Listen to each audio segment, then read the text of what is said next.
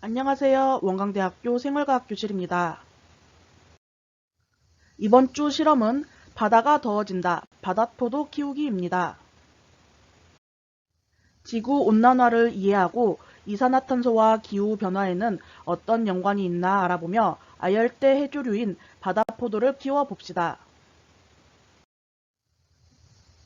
지구 온난화를 일으키는 원인은 아직 명확하게 규명되진 않았으나 온실 효과를 일으키는 온실가스가 유력한 원인으로 꼽힙니다. 온실가스로는 이산화탄소가 가장 대표적이며 인류 산업화와 함께 그 양은 계속해서 증가하고 있습니다. 해조류는 광합성 작용을 통해 이산화탄소를 흡수해 지구 온난화를 막는 데 도움을 주며 흡수한 이산화탄소만큼 산소를 배출해 결과적으로 바다 환경 보호에 도움을 줍니다. 해조류는 저번 기수 실험인 바다식목일 해조류를 지켜요에서 색소를 추출해 알아봤듯이 색소에 따라 녹조류, 갈조류, 홍조류로 분류됩니다. 햇빛은 여러 가지 색의 빛이 섞여 있는데 이 빛은 색깔마다 각기 다른 파장을 가지고 있으며 파장별로 다른 투과력을 가지고 있습니다. 또한 해조류는 자신이 가지고 있는 색과 반대되는 색, 즉 보색의 빛을 흡수해 강합성을 합니다. 빨간색 빛은 투과력이 약해 수심이 얕은 곳까지 도달하므로 빨간빛을 이용해 강합성을 하는 녹조류는 바다의 얕은 곳에 분포하고 파란빛은 투과력이 좋아 깊은 곳까지 도달하기 때문에 파란색의 보색인 홍조류는 바다 깊은 곳까지 서식합니다. 황색 빛을 이용해 강합성을 하는 갈조류는 녹조류와 홍조류 사이 중간쯤에 서식합니다.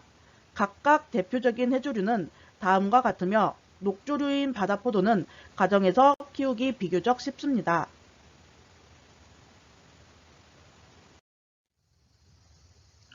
바다포도는 아열대 지표종으로서 즉 옥덩굴이 발견되면 아열대 기후를 나타낸다고 할 수 있습니다. 우리나라에서는 따뜻한 제주도와 남해에서 조금씩 관찰되었으나 최근에는 지구온난화의 영향으로 바다의 수온이 상승해 분포하는 지역과 생물량이 많아졌다고 합니다. 즉 바다포도를 통해 우리나라 기후가 아열대성으로 바뀌고 있음을 알 수 있습니다. 바다는 이산화탄소와 열을 흡수해서 지구온난화를 조절하는 역할을 해왔습니다. 그러나 요즘 너무 많은 이산화탄소 배출로 자정작용이 안 돼 수온이 꾸준히 상승하고 있습니다. 우리나라 기후가 아열대성으로 바뀌면서 온대 해역에서 자라던 김, 미역, 다시마 같은 해조류의 양이 줄어들고 바다포도 같은 아열대 해조류가 증가하고 있습니다. 지구온난화는 단순히 기후만 변화시키는 것이 아닙니다. 기후가 변화되면 생태계와 환경이 바뀌게 되고 인간의 생활에도 큰 영향을 받게 됩니다. 우리가 온실가스를 줄일 수 있는 방법에는 무엇이 있고 어떤 행동을 할 수 있는지 고민해 봅시다. 바다포도는 살아있는 식물이기 때문에 지난번 배부 시 배부를 하지 못하였습니다. 바다포도는 재료 수령하는 도서관 수업하는 날에 맞춰 받으러 와주시면 감사하겠습니다. 아래 표를 참고하여 수령해 주세요. 당일 수령 부탁드립니다. 바다포도 키우기라고 써져 있는 재료 준비해 주세요. 자, 우리 친구들이 각각 재료를 배부받는 도서관에서 요일별로 그 앞에 보여준 표에 있는 요일별로 바다포도를 받아 오셔야지 오늘 실험을 하실 수 있습니다. 이렇게 이 바다포도는 원래는 우리나라 바다에서는 살 수 없었는데 지구 온난화 때문에 점점 해수의 온도가 올라가면서 우리나라 해역에도 이렇게 서식을 할 수 있게 된 식물이라고 합니다. 그래서 우리 친구들이 해수면이 더 이상 올라가지 않도록 생태계가 파괴되지 않도록 어떻게 하면은 생태계가 파괴되지 않을까 생각을 하면서 오늘 실험을 하셨으면 좋겠어요.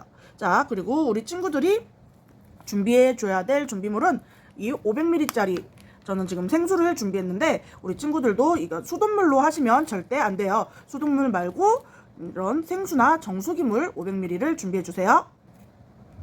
자, 그럼 가장 먼저 이 500ml 물에 이 나눠드린 이 하얀색 가루가 있죠? 이 하얀색 가루를 넣고 흔들어서 얘를 인공 해수를 만들어 줄 거예요. 이거 그러니까 소금물인 거죠. 바닷물, 인공 바닷물을 만들어 주겠습니다.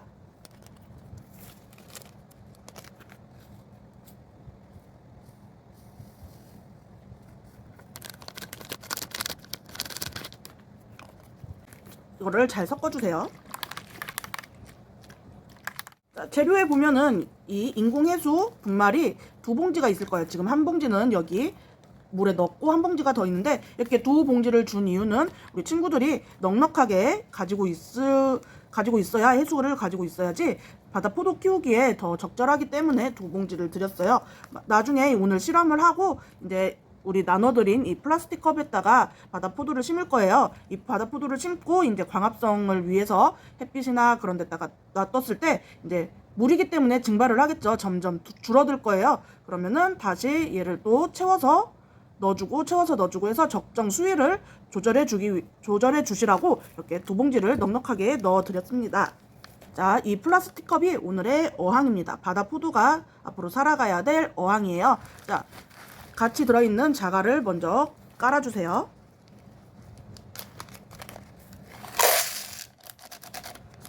자, 이렇게 자갈을 깔아주고 인공해수를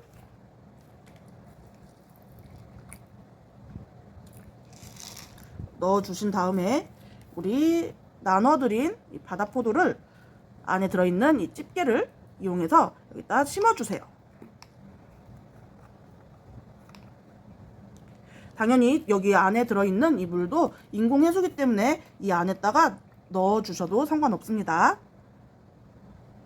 자, 이렇게 바다포도가 있는데요. 이 바다포도를 자갈에 잘 심어주세요.